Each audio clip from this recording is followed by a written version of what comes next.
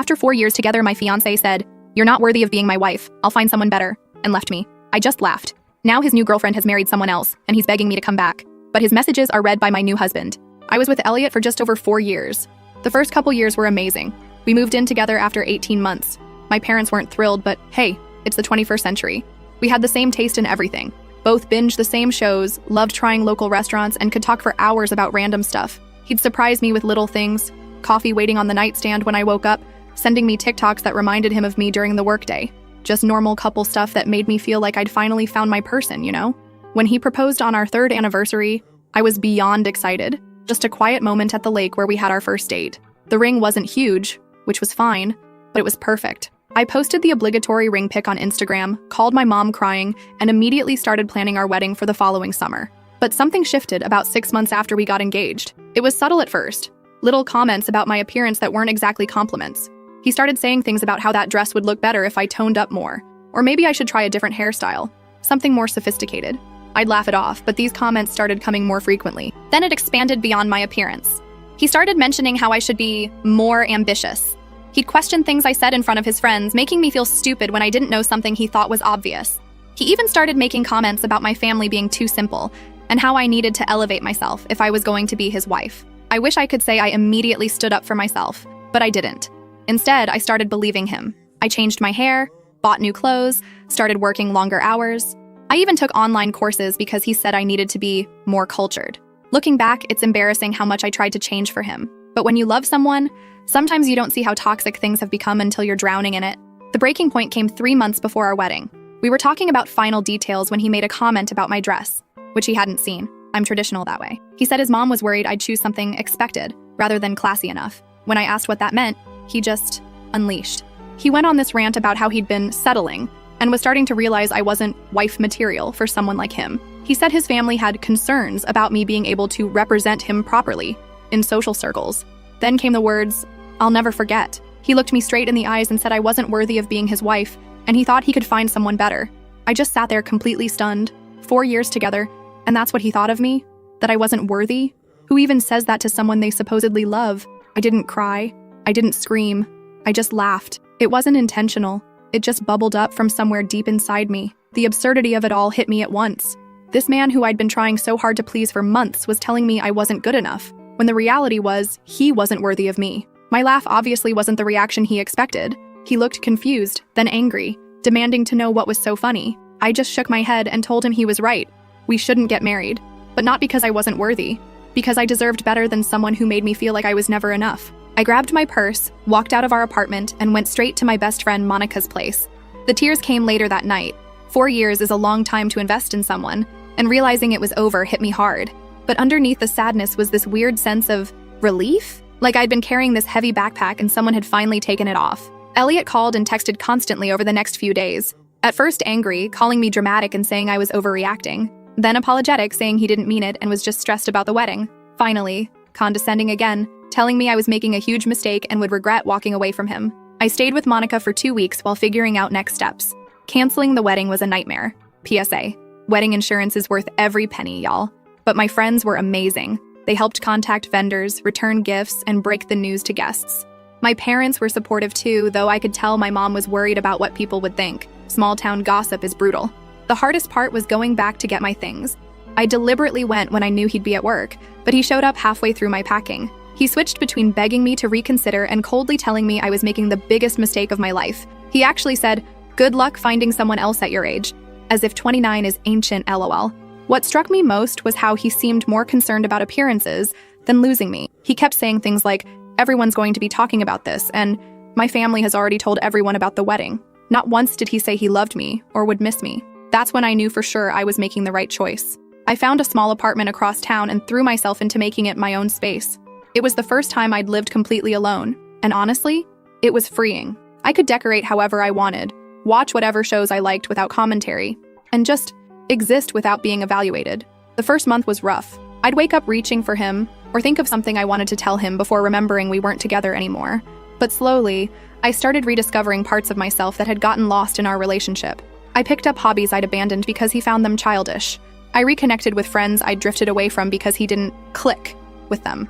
About 6 weeks after the breakup, I heard through mutual friends that Elliot was telling people I'd had some kind of mental breakdown, and that's why I ended things. Classic Elliot, rewriting history to protect his ego. I considered setting the record straight, but realized it didn't matter what people thought. The people who mattered knew the truth. What surprised me most was how many messages I got from friends checking on me and offering support. Several people confided that they'd noticed how Elliot spoke to me and had been concerned. One of his cousins even reached out to say she was proud of me for walking away. That validation helped on days when I second-guessed my decision. Through all this, Elliot's texts became less frequent, but more manipulative. He'd send things like, "Just saw your favorite movie is playing at the theater," or "Remember that restaurant we always wanted to try? Finally went there today." Never an apology, just weird breadcrumbs like he was trying to remind me of what I was missing. I didn't respond to any of them. It's been 3 months now since that night, and I can honestly say I'm doing better than expected. My apartment feels like home. I've been doing better at work. Turns out I am ambitious when I'm not being told my job isn't good enough. I've even started dating again. Nothing serious, just coffee meetups to remind myself there are decent men out there. I still have moments where I miss what we had. 4 years is a long time, and not all of it was bad. But then I remember his face when he told me I wasn't worthy, and I know I made the right choice. So that's where I am now. Single at 29, starting over, and surprisingly okay with it. I don't know what's next, but for the first time in a long time, I'm excited to find out. First update, hey Reddit. It's been about 8 months since my original post. And wow, so much has happened that I felt like I needed to update y'all. First, thank you for all the supportive comments. I read every single one, even if I couldn't respond to them all. You guys really helped me during a really tough time. So where to begin? I guess I'll start with Elliot. About a month after my last post, I heard through our mutual friends that he was seeing someone new. Her name is Daisy, and apparently she's everything I'm not. Comes from money, has some fancy job in the city, commutes about an hour each way, and according to Monica, who ran into them, dresses like she walked out of a magazine. Initially, this news hit me harder than I wanted to admit. Even though I knew he wasn't right for me, there's something uniquely painful about seeing how quickly someone can replace you after 4 years together. I had a bit of a setback when I first heard about them. Spent a weekend feeling sorry for myself, scrolling through old photos and wondering if maybe I should have tried harder to be what he wanted.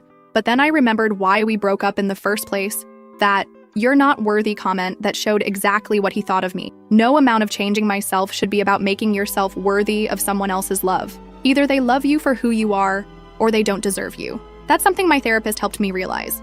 Yes, I started therapy after the breakup, and it's been amazing. Anyway, I forced myself to get out of my apartment that Monday and met up with Monica for dinner. She mentioned that her brother was having a birthday gathering that weekend and practically begged me to come.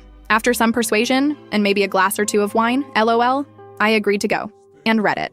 That's where I met Wyatt. He's Monica's brother's best friend from college and was in town for the birthday. We ended up talking most of the night, first in a group setting, and then somehow we found ourselves sitting on the porch swing having this deep conversation about everything from our favorite podcasts to our biggest fears. There was no pressure, no awkward flirting, just this easy connection that I hadn't felt in maybe ever. I wasn't looking to jump into another relationship.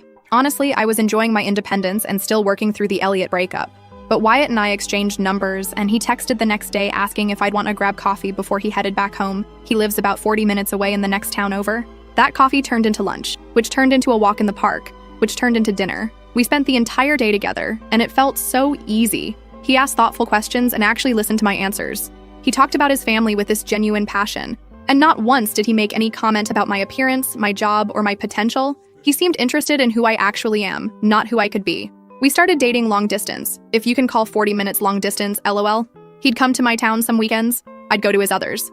We had our fair share of awkward early relationship moments, like when his Roomba got stuck under the couch during our third date and started making this unholy screeching noise right when we were having a serious conversation.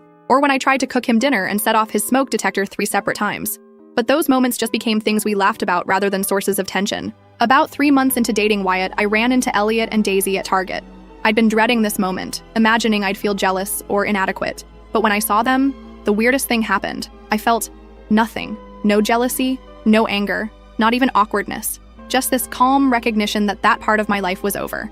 We exchanged brief hellos, and I noticed Elliot looking surprised at how comfortable I seemed. Daisy was polite, but clearly uncomfortable. The whole interaction lasted maybe 30 seconds, but it felt like a huge personal victory. Later that week, I got my first text from Elliot in months. "It was good to see you. You look well. Would love to catch up sometime as friends." I showed it to Wyatt, who just raised his eyebrows and said, "What do you want to do about it?" Not telling me how to respond, not getting jealous, just supporting whatever I decided. I chose not to respond to Elliot. Some doors are better left closed. As for Wyatt and me, things progressed naturally, but not too slowly.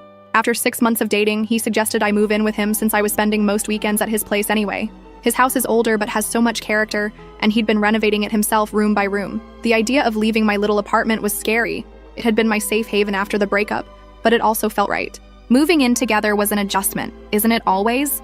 We had to figure out where all my stuff would go in a house that was already fully furnished. We had different ideas about temperature settings. I'm always cold, he's always hot. He leaves his shoes in the middle of the hallway. I leave cabinets open after taking something out. But instead of these differences causing friction like they did with Elliot, they just seem to balance us out. Through Monica, who remains an excellent source of small-town intelligence, I heard that Elliot and Daisy were getting serious. Apparently, he took her to meet his parents, which was something he and I didn't do until almost 2 years into our relationship. I was surprised by how little this bothered me. If anything, I felt a little sorry for Daisy, wondering if she was experiencing the same subtle put-downs that had eroded my self-esteem. About a month after I moved in with Wyatt, the texts from Elliot started again. Nothing inappropriate exactly, just persistent. How have you been? Heard you moved. Hope all is well. Remember that band we saw together? They're coming back to town. Each time, I either didn't respond or kept my replies brief and neutral. I didn't tell Wyatt about every message because they seemed so insignificant, but I didn't hide them either. Then came the day Elliot called instead of texting. I was cooking dinner with Wyatt when my phone rang, and I could see it was him.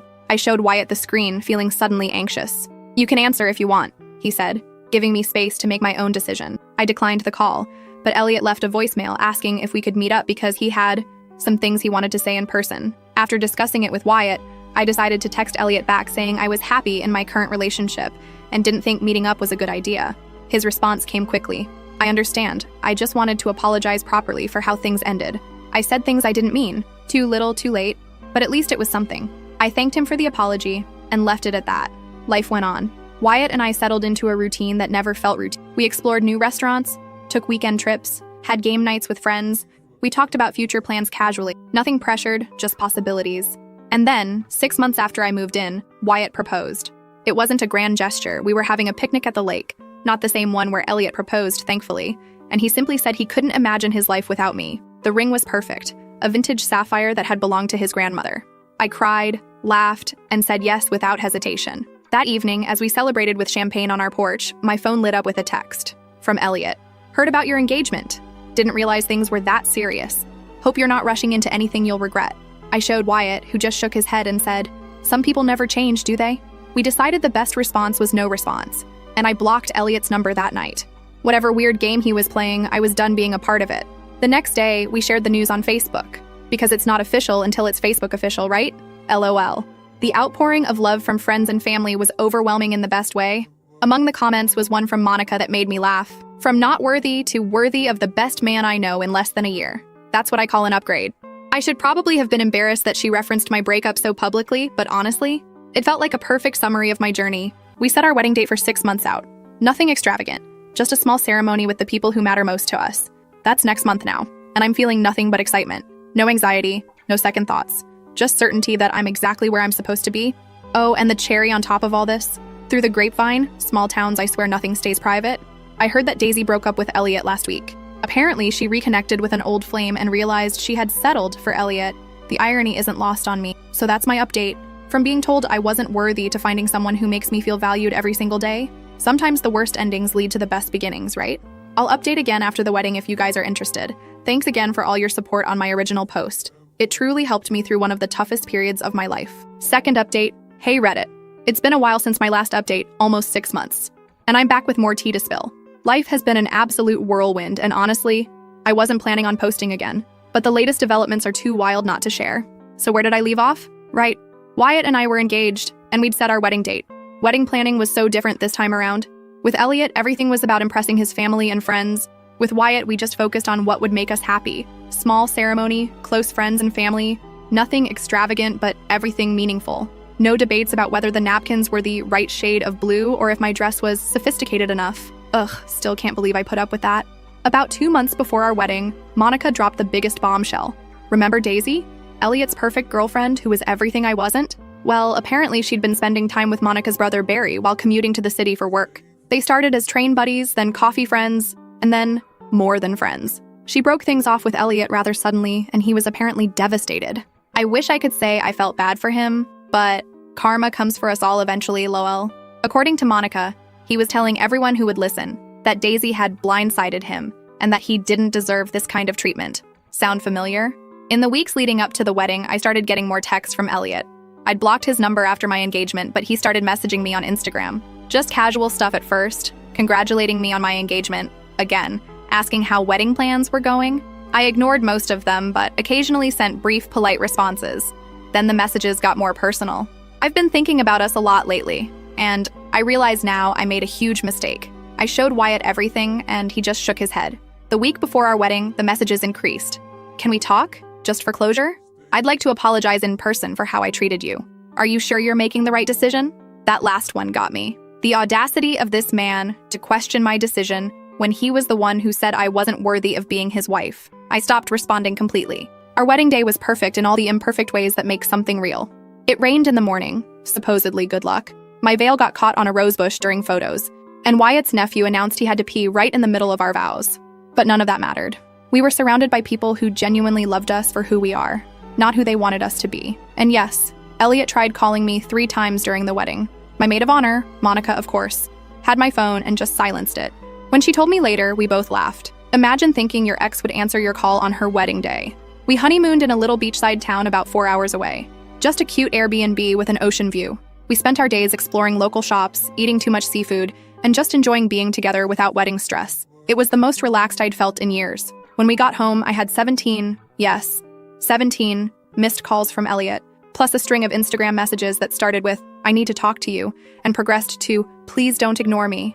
And finally, I made a huge mistake letting you go. I showed Wyatt, who looked concerned rather than jealous. "Do you want me to talk to him?" he offered. Maybe he'd finally get the message. I hesitated, then nodded. The opportunity came sooner than expected. We were unpacking from our honeymoon when my phone rang. Elliot again. Without missing a beat, Wyatt picked it up and answered cheerfully, "Hello, Ruby's phone."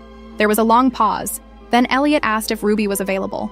Wyatt, cool as could be, said, "She's a bit busy unpacking from our honeymoon right now. This is her husband, Wyatt. Is there something I can help you with?" The silence on the other end was deafening. Finally, Elliot stammered something about just wanting to congratulate us.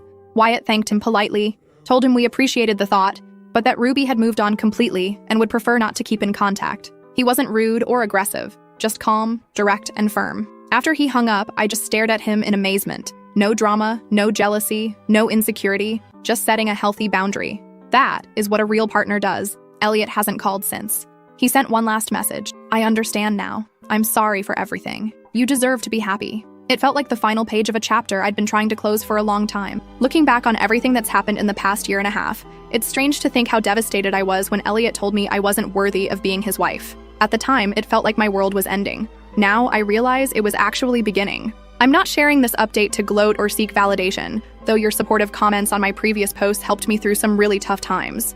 I'm sharing because I want anyone going through something similar to know that sometimes the worst moments of your life can lead you to exactly where you're supposed to be. Wyatt and I are talking about buying a house now. Just somewhere to build our life together. Somewhere that's ours from the beginning, with no ghosts of relationships past. So that's where I am now. Happily married at 30, starting a whole new chapter, and finally understanding what it means to be truly valued by someone. I might post one more update down the road, but for now, life is good. Better than good. It's exactly as it should be. Thanks for reading, Reddit. Your support has meant more than you know. Last update. Hey, Reddit! It's been almost a year since my last update, and I genuinely thought I was done posting about this saga. But life has a funny way of giving you closure when you least expect it, and I just had to share this final chapter with you all. So, Wyatt and I have been married for 15 months now. After months of searching, we finally found our first house together about 4 months ago. A 3-bedroom ranch-style home built in the 90s with some interesting wallpaper choices and a kitchen that desperately needed updating. But it has a big backyard for our future dog, still debating between a golden retriever or a rescue mutt, and it's ours. Home ownership has been a wild ride so far. The day after we moved in, the dishwasher decided to flood the kitchen floor. 2 weeks later, we discovered a family of squirrels had been living in the attic. And don't even get me started on the bathroom sink that randomly gurgles in the middle of the night. But honestly, working through these little disasters together has been strangely fun. Wyatt and I make a good team. He's better at the heavy lifting. I'm better at organizing the chaos. After getting mostly settled, we decided to host a housewarming party. Just a casual Saturday afternoon gathering with about 20 friends and family members. I spent days cleaning every corner, arranging snack platters, and making sure our new place looked presentable, despite the half-finished painting project in the hallway. The party was going great. Monica brought her famous buffalo chicken dip. Wyatt's brothers helped set up the new patio furniture, and everyone was mingling comfortably between the living room and backyard. I was in the kitchen refilling the ice when Monica came in with this weird look on her face. She told me that Elliot was outside. Yes, that Elliot. My ex, who wasn't in any way invited to our housewarming party. Apparently, he'd shown up completely unannounced, carrying a bottle of wine and looking slightly disheveled. Monica had intercepted him in the driveway and was trying to figure out how to tell me without causing a scene. My first reaction was annoyance.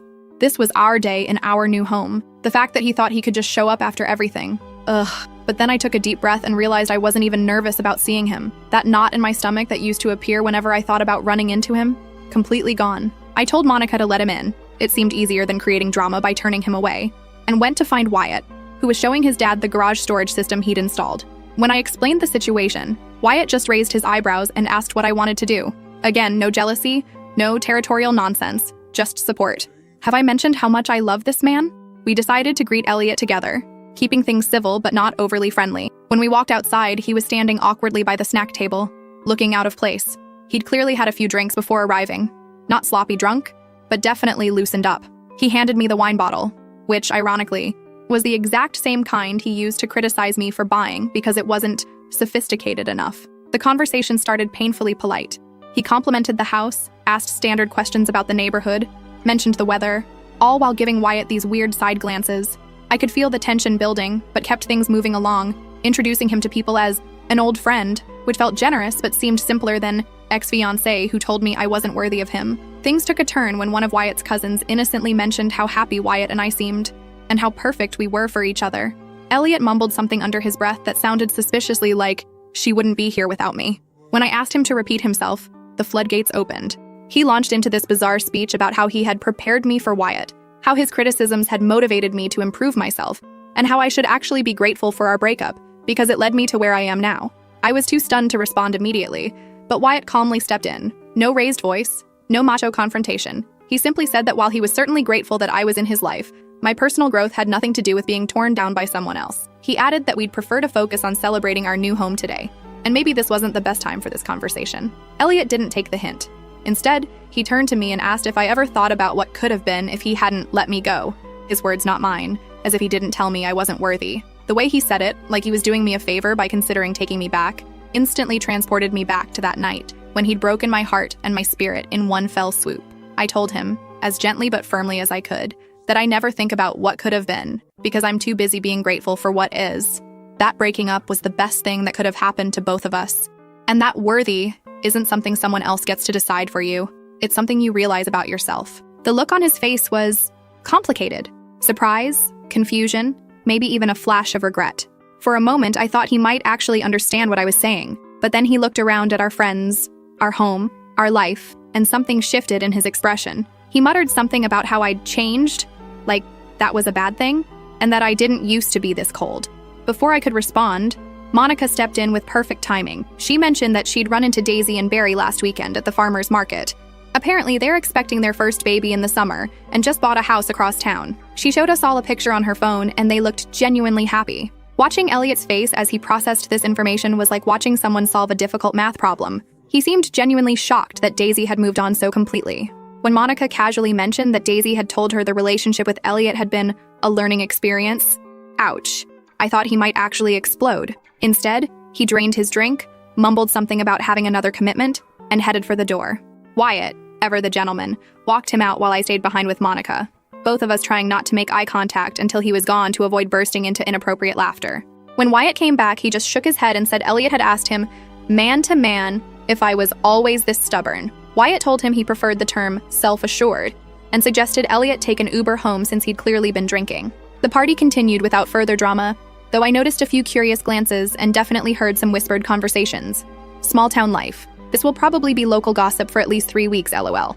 The next morning, I woke up to a text from Elliot. I'm sorry for yesterday.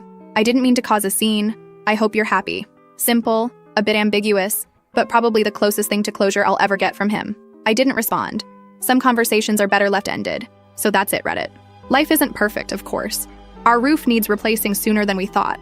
We argue about whose turn it is to take out the trash. I still sometimes struggle with the echoes of insecurity that Elliot planted.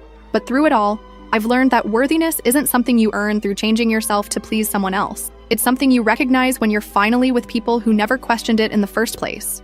Your support advice, and kind words helped me through some of my darkest days.